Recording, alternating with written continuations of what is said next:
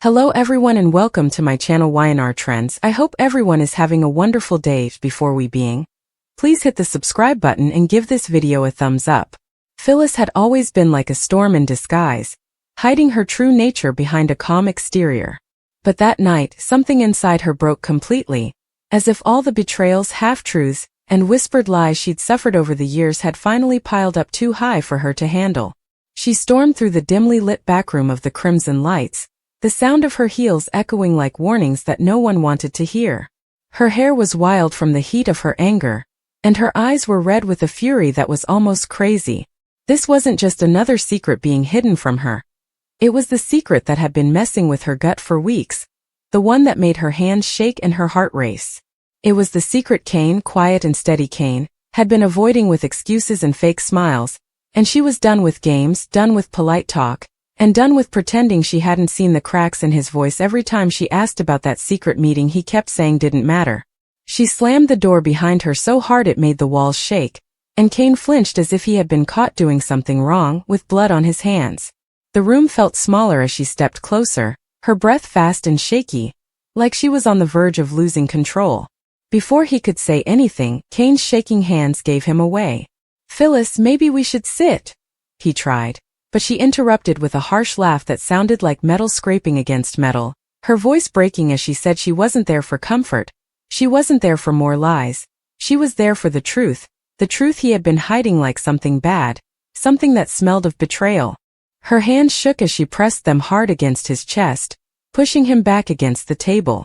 The light above flickered, like even the electricity was scared of her anger. She told him she had reached her limit, that she wasn't walking out of that room until he told her everything he was keeping hidden. And Cain, sweet sentimental Cain, looked at her with eyes full of fear, knowing that whatever he said next would destroy everything. He said her name softly, almost like a prayer, hoping it might make her kinder, but she wasn't kind anymore. She was like a fire burning everything in its path, and Cain could hardly catch his breath from the heat. Her voice got softer, low and strange, shaking with a feeling that wasn't anger anymore but deep hurt, a kind of pain that comes out clear and strong, breaking someone from the inside. She told him she had been following him, not because she wanted to, but because his actions had left her with no other option. She described how she had watched him walk back and forth outside that warehouse, how she saw him step inside like someone walking toward trouble, how she heard voices that were quiet but sounded desperate. And when he finally came out looking pale and upset, she knew he was keeping a big secret, something heavy and painful that had kept him awake all night. Cain tried to deny it, his voice breaking, but she stopped him suddenly, her words cutting through like a knife as she shouted that she saw them, saw the papers, saw the exchange, saw the fear on his face when he realized she was close. Cain's lips opened but no words came out. He looked down at his trembling hands like they weren't his own, as if they were covered in something he couldn't clean off. Phyllis leaned in closer, her voice barely a whisper, a fragile echo of the anger that had driven her there. But it was even more frightening now because desperation had taken the place of anger, and desperation can make people act without thinking. She wanted the truth, wanted him to stop acting like she couldn't deal with the dark things he was going through.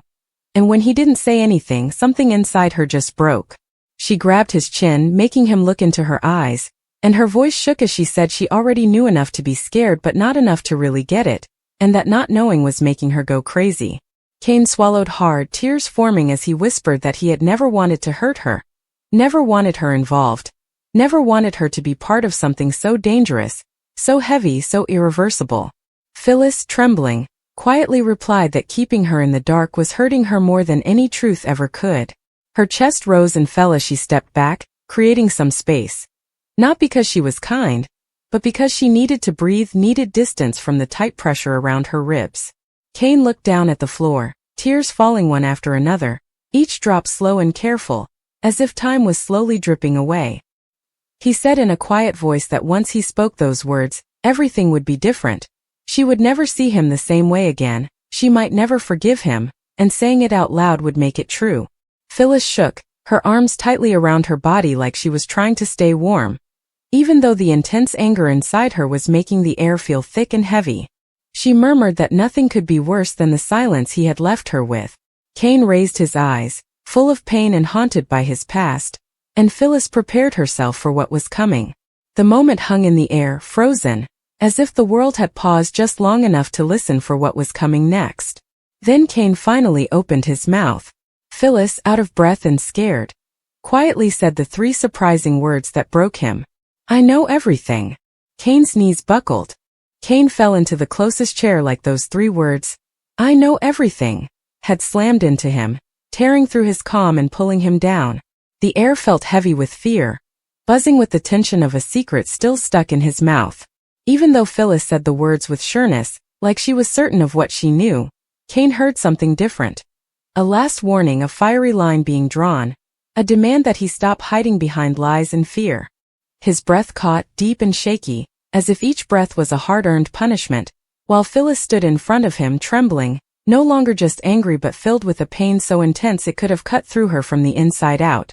Her eyes sparkled, not because of tears, but because of all the situations she had thought about, all the scary thoughts she had made up in her mind while Cain kept quiet and didn't let her face the real problem head-on. Cain ran his hand through his hair, shaking, and his voice was almost too soft to hear as he asked her what exactly she thought she knew. But Phyllis didn't answer, not because she couldn't, but because she refused to make it easier for him. She wanted to hear the truth directly from his lips, without any filters, without any cover, without any hiding, and not altered by her own assumptions. She said she had waited too long, endured too much, and doubted her own feelings for too long. Cain, seeing her like that, felt something inside him break. The guilt he had been carrying for weeks, maybe even months, rushed over him like a wave so powerful it could pull him under. He put his face in his hands and whispered that he never wanted any of it to get to her, that he had really tried to keep the darkness out of her life. But that darkness kept spreading, slowly creeping in and making everything it touched rotten. Now it was suffocating both of them. Phyllis moved nearer, her voice quiet, calm but trembling slightly as she asked once more, "What did you do?" Cain raised his head, tears running down his face like pieces of him breaking free, and he said he hadn't done it. Not exactly, it was more complicated than that. Phyllis laughed, a harsh, serious laugh, and reminded him that being complicated was almost normal in Genoa City. She knew how to deal with complicated things, dangerous situations and tough truths that could make other people fall apart. But there was one thing she couldn't handle: being left out, ignored, or treated like she wasn't strong enough to carry someone else's decisions. Her voice broke as she said that Cain should have known better, should have understood her better. Cain nodded slowly and painfully because she was right. He had underestimated her strength, her resilience, and her scary ability to walk through fire and come out the other side looking like she had caused the fire herself. He took a big breath, cleaned his eyes, and then slowly turned his gaze toward her, holding it steady without blinking or stepping back. He said something that made the room feel 10 degrees colder, the kind of admission that made time seem to stop. He told her the warehouse where she saw him wasn't just an empty building. It was a spot where meetings happened, connected to something much older and much more dangerous than she could ever imagine.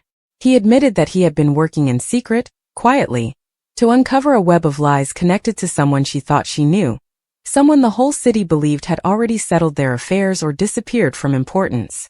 Phyllis stiffened as a sense of horror started to build up, like a storm cloud slowly gathering in the sky. She whispered one name, barely audible. Cain nodded. Yes, it was connected to him. When the truth hit her, Phyllis took a step back, her hand over her mouth, her chest moving up and down like her whole world had been turned completely upside down. Her voice trembled as she asked why Cain would get involved in something so dangerous, something connected to someone she hated, someone she thought she'd finally left behind. Cain said he didn't really have a choice, not really, not after he found out what was buried, what had been kept secret, and what could ruin lives if it wasn't dealt with. He said he had been keeping someone safe, someone who wasn't expected. And that's when Phyllis felt her knees almost give way. She murmured the name once more, this time even more quietly. Cain's eyes confirmed it. Phyllis's breath shattered. She stepped back until her back hit the wall, then slid down to the floor as the truth squeezed her throat like a tight fist. The secret Cain had been keeping was more than just dangerous. It was really personal, deeply tied to someone she cared about. Her mind was moving fast, with pictures flashing by like lightning, linking together dots she hadn't even noticed were spread out. Her chest hurt, her heartbeat was fast, and for the first time that night, She wasn't driven by anger but by a heartbreak so strong it felt like it was hurting her body. Cain dropped to his knees in front of her, trembling, his hand reaching out but not going near her. He whispered that he hadn't wanted her to carry the weight, that he had tried to handle everything by himself, and that everything he did was to protect someone she would give her life for.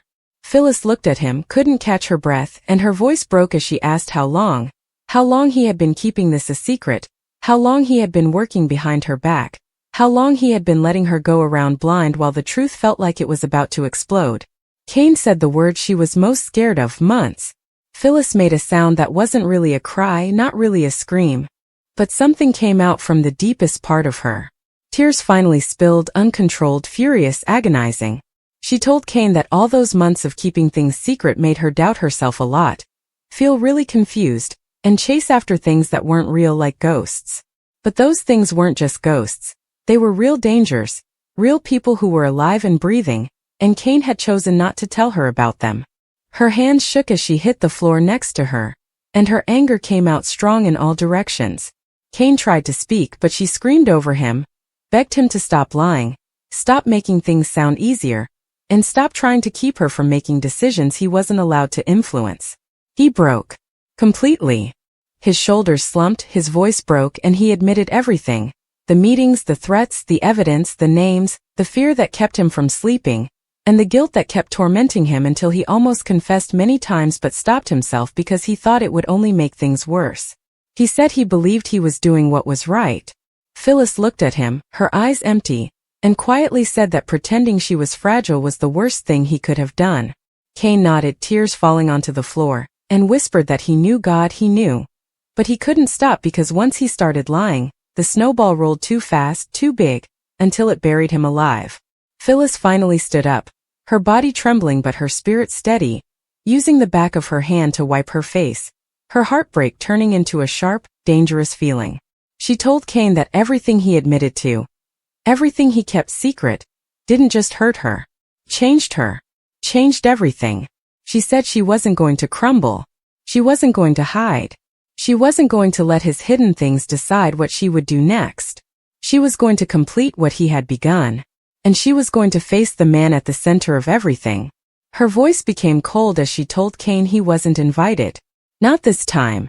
Not after everything. Cain grabbed her arm, crying and pleading with her not to go by herself. But Phyllis stepped back slowly and clearly, with a look that showed she was tired of being tricked, tired of being ignored, and tired of being thought less of. Then she said something in a quiet voice that broke Cain again. "You should have trusted me." She left the door without turning around. Cain stayed behind on the floor, broken, shaking, and scared of what Phyllis would do now that she finally knew the truth. Phyllis stormed out of crimson lights like the night was moving aside for her, the cold wind blowing her hair across her face.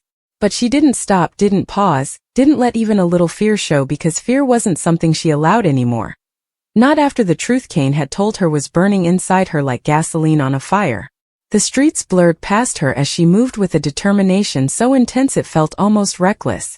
Her heels hit the pavement like war drums, her breath coming fast and sharp in her throat. Her mind raced through all the memories, all the warning signs she had ignored, all the instincts she had doubted, because Cain, damn it, Cain had made her believe she was just seeing things where there were none. Except those shadows had been real. Alive. Watching. Now that she finally knew the truth, now that the chains holding her were broken, she would do what she always did when she was pushed too far. She would fight. She would go through any lies, any dangers, any old problems that stood in her way to get what was right. Even if getting there meant things got really messy. She got to the warehouse area really fast, her eyes fixed on the old brick building that had been in her nightmares since she followed Cain there. The windows were broken, and the edges looked sharp like broken teeth.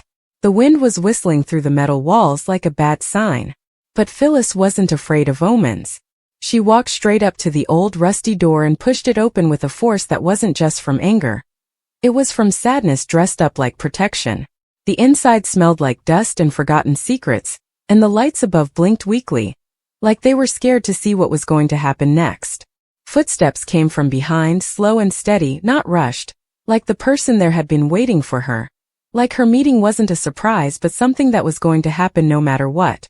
Phyllis's chest tightened as the figure stepped into the light, the shadows lifting to show a face she had once trusted, once fought against, and once feared in ways she never spoke about. Her voice cracked when she said his name, because even after everything, she never thought Kane's confession would bring her back here. Back to the man who represented both her biggest mistakes and her toughest lessons. He smiled, not in a friendly way, not with warmth, but with a satisfied look that made her skin prick and her hands ball into fists at her sides. He said he was thinking about how long it might take for her to arrive. Said Kane tried to keep her away from it, but Kane wasn't as strong as he acted like he was. Said she, on the other hand, she was exactly as relentless as he remembered. Phyllis's nails dug into her palms, her anger and sorrow blending into a hot, dangerous feeling. She wanted real answers, not quiet ones, not tricky ones, not lies dressed up as puzzles. She wanted the truth. He moved around her slowly, as if a hunter was checking if she would try to escape or attack. He said the truth had been hidden for a long time before Kane found it, and even longer before anyone knew what would happen when they brought it back to light. He said there were deals made a long time ago, bad deals that were risky and dangerous, that were slowly falling apart, and Kane had unknowingly stepped on a landmine that wasn't meant for him. Phyllis hissed that Kane should have told her. He shrugged. Men like Kane always believed they were keeping the women they loved safe by not telling them the truth. Phyllis shot back that Kane wasn't allowed to make decisions for her, and neither was he. The man stopped moving around, his face getting serious, and his voice got quieter, creating a thick feeling in the air. He told her the truth Kane found wasn't just a danger. It was a death sentence. Not just for Kane. For her. Phyllis felt her stomach tighten, but she didn't move a muscle. Instead, she moved nearer, her jaw clenched, her voice as sharp as a blade as she challenged him to try and frighten her. She told him she'd walked through fire even worse than this, survived betrayals that would have broken anyone else, and if he thought for a second that she'd fall apart now, he didn't understand her any better than Kane did. He smirked once more, that annoying smug smirk, and told her she wasn't paying attention. She said this wasn't one of those fights she would handle with threats or harsh words. This meant people who didn't follow the rules of Genoa City. People who didn't care who she was. People who didn't care who she loved. Phyllis's voice shook as she asked what they wanted. He answered simply, silence. Kane's silence. Her silence. Everyone's silence. Phyllis felt ice slide down her spine. Her voice broke as she asked Kane what he had gotten himself into, what trouble he had been trying to keep her away from. The man sighed, almost like he felt sorry for her, and told her the truth Kane found. It wasn't just dangerous because it involved important people, but because it showed real proof, papers that connected big names to crimes they believed were forgotten from history. Evidence that Kane accidentally found. Evidence that Kane kept because he didn't know whom to believe. Evidence that showed Phyllis's world in a completely different, scary way. Phyllis stepped back, her hand over her heart as everything finally made sense. Kane's meetings, the fear in his eyes, the secrets he carried as if they were heavy weights tied to his feet. She said Kane's name in a soft, sad voice, and the man really laughed in a cold and mean way, as he told her Kane didn't know how deep the hole he was in actually was. Phyllis straightened, the heartbreak hardening into resolve. She said to him that she wasn't going to leave without the evidence. He told her she wasn't going anywhere at all. She smirked. Dangerous, fearless, terrifying, and said he clearly had forgotten who she was. In one quick motion, she darted towards the metal desk and saw the folder, the one she was looking for, and snatched it up before he had a chance to stop her. Papers scattered across the floor as he pulled her arm, twisting it, trying to get the evidence out of her hands, but Phyllis struggled fiercely, like a woman driven by every betrayal she had ever faced. She kicked, pushed, and scratched her way out, making the folder slide across the concrete as she hurried after it. He shouted a curse and charged at her again, but this time she was prepared. She picked up a rusty pipe from the corner and swung it with enough strength that the hit made a loud sound in the warehouse.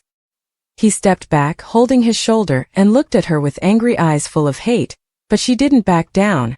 She lifted the pipe once more, her voice trembling with anger as she told him not to touch her again. He paused, evaluating, rethinking. Then he smiled. A slow, chilling smile. He said she sounded just like Kane. Fighting battles already lost. Phyllis held onto the pipe more tightly as she asked him what he was trying to say. He moved nearer, speaking in a soft voice that felt like a cold threat sliding over her skin.